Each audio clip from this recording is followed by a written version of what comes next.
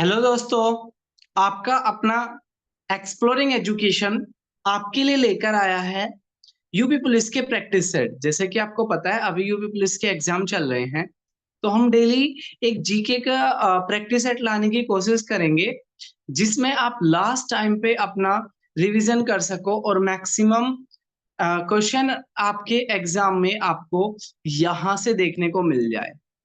तो देर ना करते हुए हम शुरुआत करते हैं अपने पहले क्वेश्चन की तरफ। पहला क्वेश्चन कह रहा है कि जो बेरिंग जल मध्य है, यानी कि बेरिंग जो स्ट्रेट है, वो कौन सी दो वाटर बॉडी को जोड़ती है? तो इसका जो सही आंसर हो जाएगा वो हो जाएगा आर्कटिक महासागर और प्रशांत महासागर। आर्कटिक और प्रशांत महासागर को जोड़ती है आपकी बेरिंग स्ट्रेट। स्ट्रेट किसे कहते हैं? दो वाटर बॉडी के बीच में जो लैंड होती है उसे हम स्ट्रेट कहते हैं। क्वेश्चन कह रहा है यमुना नदी के तट पर दीनदयाल शहर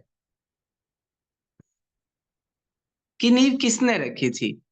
तो बेसिकली क्या कह रहा है यहाँ पर, दीन पनाह दीन पनाह शहर की जो स्थापना थी वो किसने करी थी यमुना नदी के तट पर? तो यमुना नदी के तट पर 1533 में हुमायूं ने दीन पनाह नाम के शहर की नींव डाली थी। सी इसका क्या हो जाएगा? सही आंसर हो जाएगा। अगला कह रहा है इनमें से कौन नेता, अच्छा बाकी जो क्वेश्चन है उनसे रिलेटेड आप देख लो। अकबर, ठीक है, 13-14 साल की उम्र में गद्दी पर बैठ गए थे। बैरम खान इनके संरक्षक थे। इन्होंने सुलह कुल सर्वधर्म नीति चलाई थी और एक अलग से धर्म भी बनाया था। इसके अलावा 1605 तक ये गद्दी पर बैठे। इनके बेटे का नाम मतलब अकबर के बाद जो जहांगीर थे वो गद्दी पर बैठे थे। 1576 में जो आपका हल्दी घाटी का युद्ध है वो अकबर के ही सेनापति महाराणा प्रताप अकबर के सेनापति मान सिंह और महाराणा प्रताप के बीच में हुआ था। शाहजहां, जिन्होंने मॉन्यूमेंट्स बहुत सारे बनवाए, ठीक है, और साथ ही साथ शाहजहां से रिलेटेड याद रखना है कि शाहजहानाबाद भी जो एक दिल्ली का नाम रहा है वो भी इन्हीं के नाम पर रहा है। और मुगलों की राजधानी को आगरा से दिल्ली यही लेकर आए थे।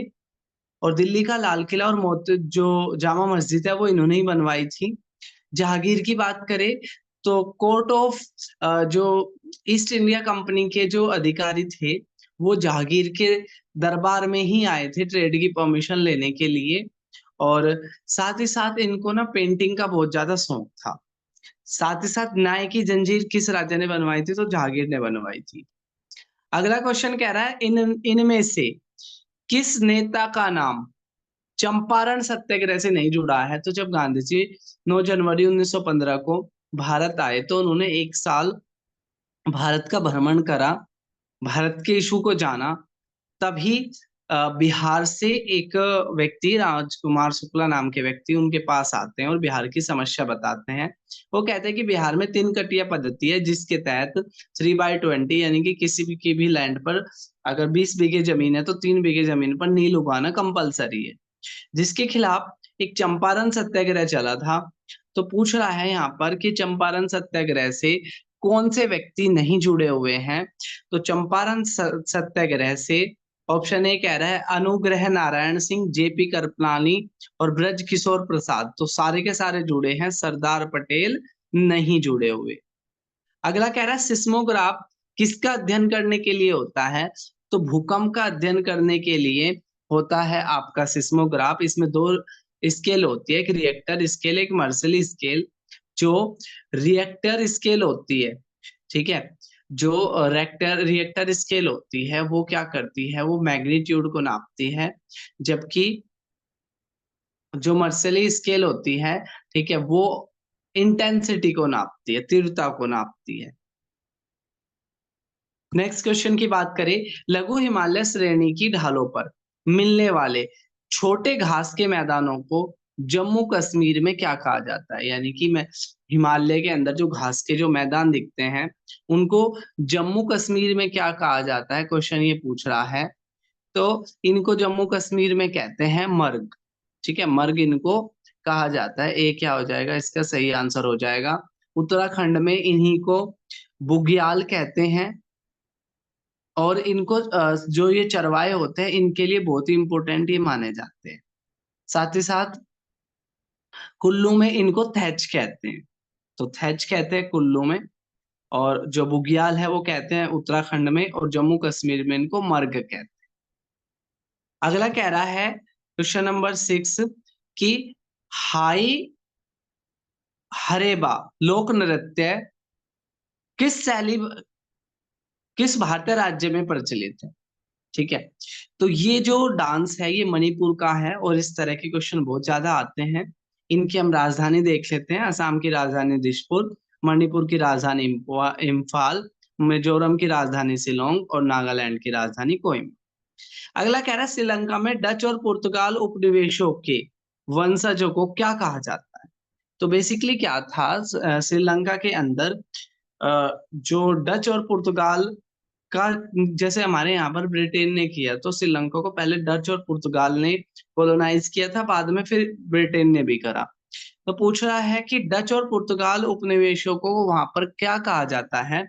तो बरघेर कहा जाता है वहां पर, बरघेर। जबकि वहां पर बुद्धिस्ट लोग ज्यादा हैं जो सिंहली भाषा बोलते हैं, और भारत से गए हुए लोग वहां पर तमिल बोलते हैं। और इस क्वेश्चन का सही आंसर हो जाएगा सी, बरघेर। अगला क्वेश्चन कह रहा है मैच करना है आपको। ठीक है, इलेक्ट्रॉन की खोज किसने करी थी। ठीक है, तो इलेक्ट्रॉन की खोज करी थी जे जे थॉमसन ने। प्रोटॉन की खोज करी थी रदरफोर्ड ने। और न्यूट्रॉन की खोज करी थी चैडविक ने। इलेक्ट्रॉन पे नेगेटिव चार्ज होता है, प्रोटॉन पे पॉजिटिव चार्ज होता है, न्यूट्रॉन पे कोई चार्ज नहीं होता। ये अणु के केंद्र के अंदर आपका प्रोटॉन होता है और न्यूट्रॉन होता है, और इलेक्ट्रॉन इसके चारों तरफ घूमते हैं सेल के अंदर। अगला कह रहा है समाज सेवी सामान्यतः सहजीवी अवधि वाले अणु होते हैं। तो पूछ रहा है कौन से होते हैं। तो इसका जो सही आंसर हो जाएगा, ठीक है, नाइन्थ क्वेश्चन का जो सही आंसर हो जाएगा वो सी हो जाएगा। सही पूछा था उसने, तीसरा और चौथा सही है। विद्युत के कुचालक होते हैं, और उनके अंदर अणु जो बल होता है, यानी कि उनके आसपास की जो अट्रैक्शन पावर होती है वो कम होती है। 10th क्वेश्चन कह रहा है भारतीय संसद के दोनों सदनों की संयुक्त बैठक। तो बेसिकली क्या है, आर्टिकल 108 का प्रयोग करते हुए भारत के राष्ट्रपति ज्वाइंट सेशन को बुला सकते हैं, जिसमें लोकसभा और राज्यसभा साथ में बैठेगी। ऐसा अभी तक 3 बार हुआ है कि ज्वाइंट सिटिंग बुलाई गई है। ठीक है, एक तो आपका जो 2001 में जो आतंकवादी विरोधी वाला, इसके अलावा बैंकिंग रिकॉग्नाइजेशन में, और एक आपका डावरी सिस्टम में। 3 बार क्या किया गया है, अभी तक जॉइंट सिटिंग बुलाई गई है, बुलाते राष्ट्रपति है।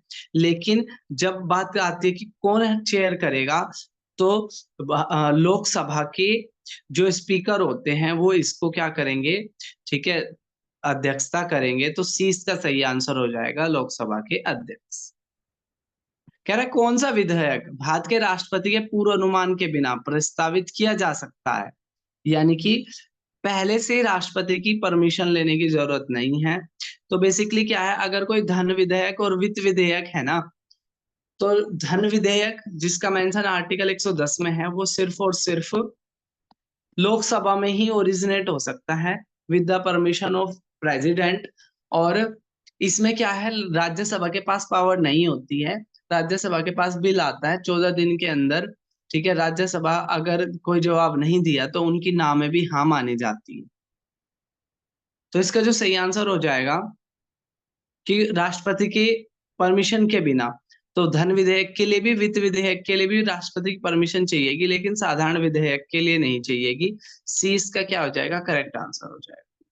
अगला कह रहा है ग्लूकोज का पायरेट में खंडन कहाँ होता है। तो बेसिकली क्या होता है कि हम जो भी खाना खाते हैं वो ग्लूकोज में बदल जाता है, और हमारी बॉडी को ग्लूकोज के अंदर C6H12O6 होता है ग्लूकोज का फॉर्मूला। लेकिन आपकी बॉडी को C6H12O6 होता है ग्लूकोज का फॉर्मूला, लेकिन आपकी बॉडी को कार्बन के 3 कंपोनेंट चाहिए होते हैं, और कार्बन के 6 कंपोनेंट का 3 कंपोनेंट में टूटना पायरूवेट कहलाता है। तो पूछ रहा है कि हमारी बॉडी के अंदर ये कहाँ होता है, ठीक है। तो कोशिका द्राव यानी कि ग्लाइकोलाइसिस बी क्या हो जाएगा, इसका सही आंसर हो जाएगा। माइटोकॉन्ड्रिया में बेसिकली ये होता है, 20 का सही आंसर हो जाएगा। अगला कह रहा है किसने कोशिका सिद्धांत को और आगे बढ़ाया तथा बताया कि सभी कोशिकाएं पूर्ववर्ती कोशिकाओं से बनी होती है। तो बेसिकली अगर हम बात करें यहाँ पर, ठीक है, तो डी इसका सही आंसर हो जाएगा, ठीक है, डी इसका सही आंसर हो जाएगा। रुडोल्फ रुडोल्फ ने ये बताया था कि जो सेल है वो पहले वाली जो सेल है ना, वो अगली सेल में टूटती रहती है, टूटती रहती है।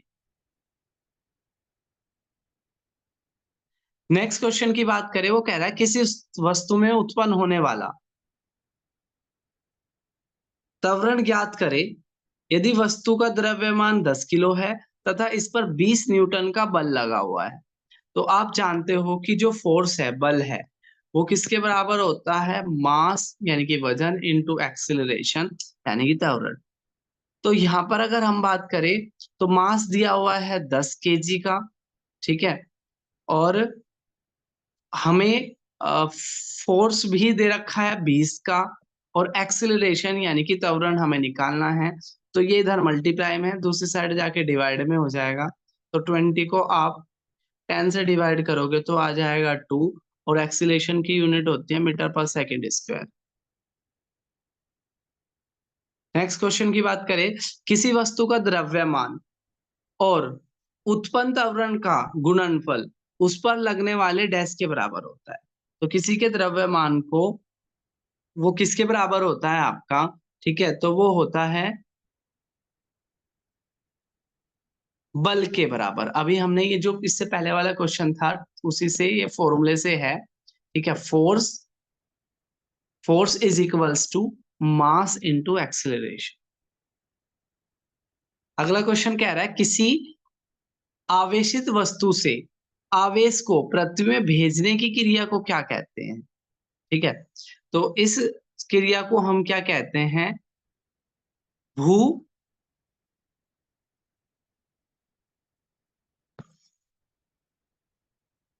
भूस्कर्षण कहते हैं। डी क्या हो जाएगा, इसका सही आंसर हो जाएगा। अगला कह रहा है सभी लोग सीसीटीवी के आधारभूत स्वरूप तथा समग्र क्षमताओं को समझे क्योंकि डैश सूचना संसाधन टूल है। तो ऑप्शन कह रहा है कंप्यूटर्स, डीबीसीडी, इंटरनेट, सीडी। तो आंसर क्या हो जाएगा इसमें, ए सही आंसर हो जाएगा इसमें, ठीक है, कंप्यूटर्स इसका सही आंसर हो जाएगा, क्योंकि कंप्यूटर्स के थ्रू क्या होता है, सीसीटीवी आप तक पहुंच जाती है। अगला क्वेश्चन कह रहा है संयुक्त राष्ट्र यूएन, यूनाइटेड नेशन, जो 24 अक्टूबर 1945 को बना था, और 24 अक्टूबर को ही वर्ल्ड यूएन डे के रूप में भी मनाया जाता है। इसका मुख्य उद्देश्य था कि आगे कोई भी युद्ध ना हो, उसको रोकना। तो पूछ रहा है कि यूएन का मुख्यालय कहाँ पर है।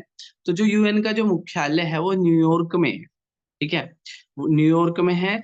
न्यूयॉर्क इसका यूएनओ का मुख्यालय, जिनेवा में WHO वर्ल्ड हेल्थ ऑर्गेनाइजेशन और WTO इन दो के मुख्यालय है। यूनेस्को जो यूनाइटेड नेशन की के अंदर पार्ट है, ठीक है, यूनाइटेड नेशन की एक एजेंसी है जिसका काम होता है एजुकेशन, साइंटिफिक और कल्चर चीजों को देखना। उसका हेडक्वार्टर पेरिस में है, जबकि ICJ international court of justice, अंतरराष्ट्रीय न्यायालय, उसका हेडक्वार्टर हेग नीदरलैंड के अंदर है। नेक्स्ट कह रहा है, ये इसी से जुड़ा हुआ क्वेश्चन है जो अभी मैंने कवर भी कर लिया कि वो यूएनओ डे कब मनाया जाता है। तो यूएनओ डे मनाया जाता है 24 अक्टूबर को। नेक्स्ट अगर हम बात करें 20 की, तो कह रहा है बड़ी ईगल और अल्ट्रा ट्राप शब्द क्या है और किस खेल से जुड़े हुए हैं। तो बेसिकली ये जो सारे खेल हैं वो गोल्फ से जुड़े हुए हैं, ठीक है। ये सारे खेल किस, ये सारे टर्म किससे जुड़े हुए हैं?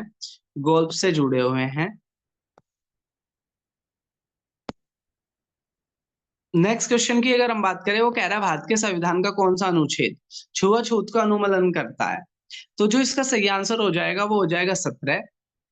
तो अगर हम बात करें यहाँ पर आर्टिकल 14 की, तो आर्टिकल 14 कहता है कानून के सामने सब समान है। आर्टिकल 15 कहता है किसी भी जाति धर्म के आधार पर कोई भेदभाव नहीं होगा। आर्टिकल 16 ये कहता है कि जो गवर्नमेंट जॉब है उसमें क्या मिलेगा? रिजर्वेशन मिलेगा, या सभी जो भी अपॉर्चुनिटीज हैं सरकारी नौकरियों की वो सबके लिए अवेलेबल है। तो इस तरीके से ही अपने सारे के सारे एक ही क्वेश्चन से हमने 4 ऑप्शन देख लिए। कह रहा है इनमें से कौन सा गुप्त काल के वैध कोष काम के लिए मापा जाता था, काम के लिए माना जाता था? ऑप्शन ए कह रहा है मैथिल, शूद्रक, शेषक और सुश्रुत। तो जो इसका जो सही आंसर हो जाएगा, ठीक है, वो फोर्थ इसका सही आंसर हो जाएगा। सुश्रुत जो थे वो गुप्ता काल के वैद्य माने जाते थे। अगला कह रहा है भारत ने अप्रैल 2024 में विदेशी बंदरगाह सिटवे को संचालित करने का अधिकार प्राप्त किया। तो सिटवे पोर्ट पूछ रहा है भारत ने किस, कहां पर सिटवे पोर्ट बनाया था? तो म्यांमार के अंदर सिटवे पोर्ट बनाया था। और इसके साथ दिक्कत ये हो गई है कि यहाँ पर अभी मिलिट्री रूल आ गया है। तो देखने वाली चीज होगी कि भारत का पैसा वेस्ट तो नहीं हो जाएगा। तो सिटवे पोर्ट भारत ने कहाँ बनाया है? म्यांमार के अंदर बनाया है। अगला कह रहा है पहली पंचवर्षीय योजना। तो हमने रशिया की तर्ज पर, सोवियत संघ की तर्ज पर अपने यहाँ पर 5-5 साल की प्लानिंग करी थी, जिनको हमने 5 ईयर प्लानिंग बोला था। योजना आयोग की जिम्मेदारी थी इनको इम्प्लीमेंट कराना। भारत ने 12 पंचवर्षीय योजना लागू लागू करी, जिसमें से जो पहली थी वो 1951 से 56 के बीच में थी। इसके अलावा जो दूसरी थी फिर वो 56 से 61, तीसरी 1961 से 66। इस बीच में भारत की हालत खराब हो गई थी, चाइना के साथ युद्ध लड़ा था, दो दो प्रधानमंत्री की डेथ हो गई थी। तो इस वजह से 1966 से लेकर 1969 के बीच में भारत ने ईयरली प्लानिंग करी। 3 साल की ईयरली प्लानिंग भारत ने इस बीच में करी। इसके अलावा चौथी 5 ईयर प्लानिंग फिर इसके बाद हुई 1969 से 74। ये इंदिरा गांधी जब प्रधानमंत्री बन गई थी उसके टाइम पर। फिर इसके बाद जो 5वीं पंचवर्षीय योजना है, ठीक है, वो 1974 से 79 के बीच में थी, लेकिन इमरजेंसी की वजह से उसको हटाना पड़ा। और इसी के दौरान गरीबी हटाओ का, 5वीं पंचवर्षीय योजना के दौरान ही गरीबी हटाओ का नारा दिया गया। इसके बाद बीच में ही सरकार गिर गई कांग्रेस की, और 1977 से लेकर 1978 के बीच में और ऐसे ही 78 से 79, यानी कि 2 साल के लिए एक 1 ईयरली प्लानिंग लेकर आए, ठीक है, जनता दल के टाइम पर। इसके बाद दोबारा से इंदिरा गांधी आती है, छठी पंचवर्षीय योजना लागू करी गई, जिसको फिर राजीव गांधी ने आगे कंटिन्यू किया। राजीव गांधी की फिर 8 पंचवर्षीय योजना के दौरान भारत ने क्या किया? एलपीजी की पॉलिसी अपनाई। पूछते हैं कौन सी के दौरान अपनाई? तो 8 के दौरान अपनाई। टोटल ये 12 पंचवर्षीय योजना इस प्रकार हुई। तो ये हमने देख लिया। नेक्स्ट है विश्व ऊर्जा कांग्रेस 2024, ठीक है, वर्ल्ड एनर्जी कॉन्फ्रेंस कहाँ हुई? तो इसका जो सही आंसर हो जाएगा वो हो जाएगा टू, नीदरलैंड के अंदर ऐसा हुआ।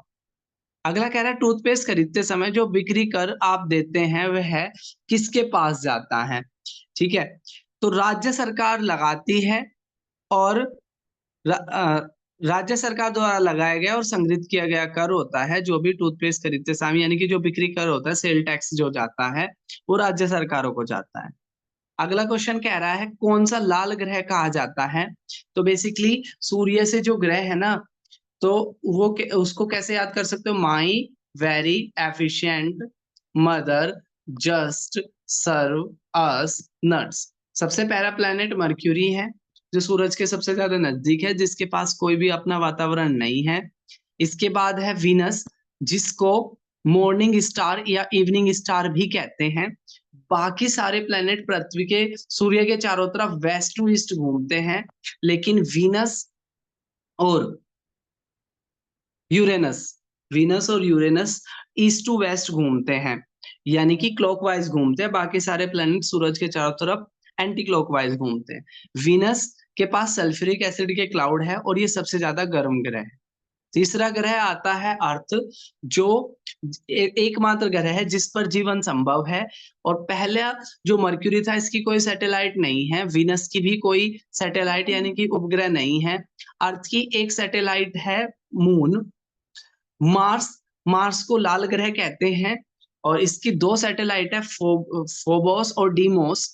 जुपिटर जुपिटर और मार्स के बीच में ही आपकी एस्ट्रॉइड बेल्ट पाई जाती है। क्वेश्चन पूछता है एस्ट्रॉइड बेल्ट क्षुद्र ग्रह पट्टी किन दो प्लेनेट के बीच में है, तो मार्स और जुपिटर के बीच में है।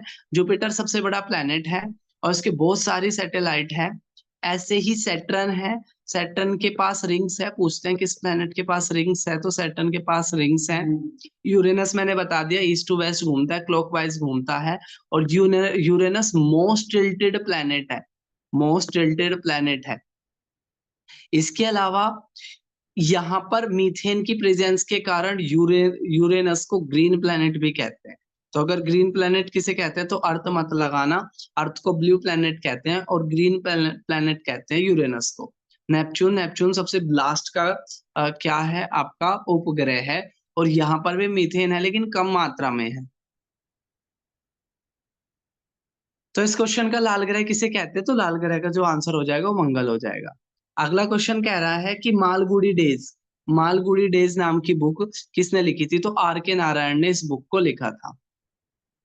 29वां क्वेश्चन बहुत अच्छा है। अप्रैल 2024 में किसको नवरत्न का दर्जा मिला, ठीक है, कौन सी कंपनी को नवरत्न का दर्जा मिला। तो जो कंपनियां बहुत इंपॉर्टेंट होती है हम उनको क्या करते हैं, नवरत्न का दर्जा दे देते हैं। तो नेशनल फर्टिलाइजर लिमिटेड, 20 का क्या हो जाएगा, सही आंसर हो जाएगा। नेशनल फर्टिलाइजर लिमिटेड को नवरत्न का दर्जा मिला था। नेक्स्ट क्वेश्चन की तरफ बढ़े, तो नेक्स्ट क्वेश्चन कह रहा है कि कौन सा शहर सरयू नदी के किनारे पर है। तो बेसिकली अगर हम बात करें, इसका सही आंसर हो जाएगा अयोध्या। अयोध्या जो है वो सरयू नदी के किनारे पर है। अहमदाबाद साबरमती के किनारे पर है। हैदराबाद मूसी नदी के किनारे पर है। हैदराबाद जो है वो मूसी नदी के किनारे पर है।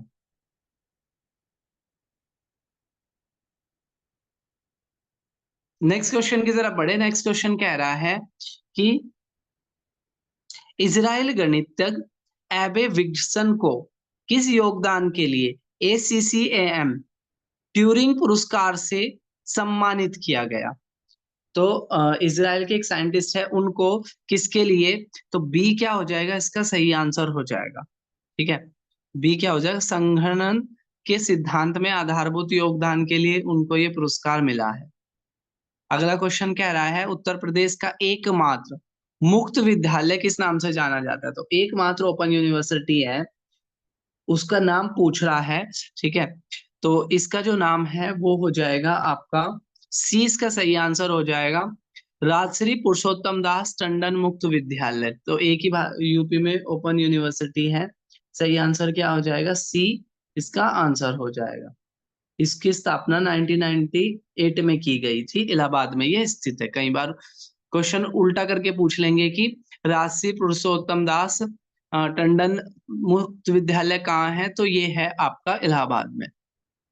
अगला कह रहा है हिंदुस्तान अकेडमी, जिसे भारतीय भाषाओं की रक्षा तथा विक्रम हेतु स्थापित किया गया था, कहाँ पर है। तो हिंदुस्तानी अकेडमी पूछ रहा है, तो हिंदुस्तानी जो अकेडमी है वो आपकी इलाहाबाद के अंदर है। 20 का भी क्या हो जाएगा, करेक्ट आंसर हो जाएगा। इसका जो मेन उद्देश्य है वो है भारतीय भाषाओं को संरक्षित रखना। नेक्स्ट क्वेश्चन की तरफ बढ़े। नेक्स्ट क्वेश्चन कह रहा है कि मोतीलाल नेहरू बाल संग्रहालय कहाँ पर है। मोतीलाल बाल संग्रहालय कहाँ पर है, तो मोतीलाल बाल संग्रहालय आपका लखनऊ में है, याद रखना है। भारतीय कला का भवन संग्रहालय कहाँ है। भारतीय कला को बचाने को लेकर भारतीय आर्ट्स को बचाने को लेकर जो कला भवन है वो कहाँ है, वाराणसी में। तो 3 हेडक्वार्टर अभी हमने देख लिए। एक तो जो पहली ओपन यूनिवर्सिटी है टंडन दास, वो भी कहाँ है, इलाहाबाद में है। ठीक है, इसके अलावा इसका भी आंसर इलाहाबाद था। मोतीलाल नेहरू बाल संग्रहालय कहाँ है, लखनऊ में है। भारतीय कला भवन संग्रहालय कहाँ पर है, वाराणसी में है। अगला कह रहा है उत्तर प्रदेश में जमींदारी उन्मूलन और भूमि सुधार अधिनियम 1950 में अंतर्निहित है। तो हमारे कॉन्स्टिट्यूशन में क्या है, 12 शेड्यूल है, जिसको आप ऐसे याद कर सकते हो, tears tears of old PM, जिसमें पहली जो शेड्यूल है वो टेरिटरी यानी कि भारत के क्षेत्र के बारे में बताते हैं, कितने राज्य कितने केंद्र शासित प्रदेश है। दूसरी जो है इमोलमेंट, सैलरी बताती है किसकी कितनी सैलरी होगी। तीसरा है ए ओथ एंड अफर्मेशन, तो तीसरी शपथ बताती है कौन किसको शपथ दिलाएगा। R R stand for Rajya Sabha, चौथी शेड्यूल बताती है कि राज्यसभा की किस स्टेट के पास कितनी सीट होगी। एस एस का है एडमिनिस्ट्रेशन ऑफ शेड्यूल एरिया, यानी कि वो शेड्यूल एरिया जिनको हमने उनकी मर्जी पर छोड़ दिया है, आप अपने इलाके में अपने हिसाब से कानून चला सकते हो। इसके बाद अगर हम बात करें छठी शेड्यूल की, छठी schedule O O stand for other, ये बात करता है 4 स्पेशल स्टेट की, जिसमें है एटीएम में असम, त्रिपुरा, मेघालय, मिजोरम। इन 4 स्टेट की ट्राइब के एडमिनिस्ट्रेशन की बात करती है शेड्यूल 6। शेड्यूल 7 फेडरलिज्म, जो कहता है कि हमने जो पावर है वो के 3 में बांट दी, केंद्र सरकार, राज्य सरकार और जो आपके पंचायती राज है। इसका मेंशन है किसमें, शेड्यूल 7 में। फेडरलिज्म इसको बोलते हैं, हिंदी में से संघवाद कहते हैं। शेड्यूल 8 ऑफिशियल लैंग्वेज की बात करता है, 22 जो भाषाएं हैं जिसमें आप किसी भी पब्लिक प्लेस पे काम कर सकते हो। इसके बाद अगर हम बात करें एल की, एल यानी कि 9th शेड्यूल, ये है लैंड रिफॉर्म। ठीक है, और डी एंटी डिफिक्शन, ये है दल बदल कानून, कोई भी अगर दल बदल करता है तो उसी पार्टी में जाता है तो उसकी सदस्यता रद्द हो जाएगी। पी बात करता है पंचायत यानी कि ग्रामीण पंचायत, 11वीं शेड्यूल। और एम मतलब म्युनिसिपैलिटी यानी कि शहरी पंचायत। इस तरीके से 12 शेड्यूल है। तो क्वेश्चन में पूछ रहा था कि भाई जो भूमि सुधार है वो कौन से शेड्यूल में मेंशन है, तो 9वीं अनुसूची में 9th शेड्यूल में ये भारत के कॉन्स्टिट्यूशन का पहला संविधान जो संशोधन किया उसके द्वारा जोड़ा गया।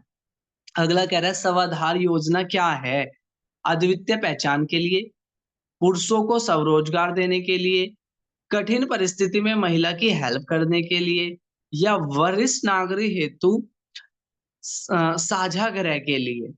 तो बेसिकली इसका जो सही आंसर हो जाएगा वो सी हो जाएगा, कठिन परिस्थितियों में महिलाओं की हेल्प के लिए स्वाधार योजना चलाई गई है, जिसका शुरुआत हुई थी 2001 और 2002 में। अगला कह रहा है मथुरा की शिल्प कला किस पत्थर का इस्तेमाल किया जाता है, तो एक मथुरा आर्ट्स हुआ करती थी, पूछ रहा है उसमें किस का यूज किया जाता है। ठीक है, तो बेसिकली क्या है इसमें, लघु बलुआ पत्थर, सी क्या हो जाएगा, इसका करेक्ट आंसर हो जाएगा लघु बलुआ पत्थर। बलुआ पत्थर याद रखना है, बलुआ पत्थर का प्रयोग किया जाता था मथुरा आर्ट्स के टाइम के लिए। तो ये था हमारा प्रैक्टिस सेट। जल्दी हम अगला प्रैक्टिस सेट लेकर आएंगे, इसमें हम बहुत सारे क्वेश्चन डिस्कस करते हैं। लास्ट टाइम पर आपका सबसे बेस्ट सॉल्यूशन होता है प्रैक्टिस सेट लगाना। तो फिर मिलेंगे नए प्रैक्टिस सेट में, तब तक के लिए टेक केयर, जय हिंद जय भारत।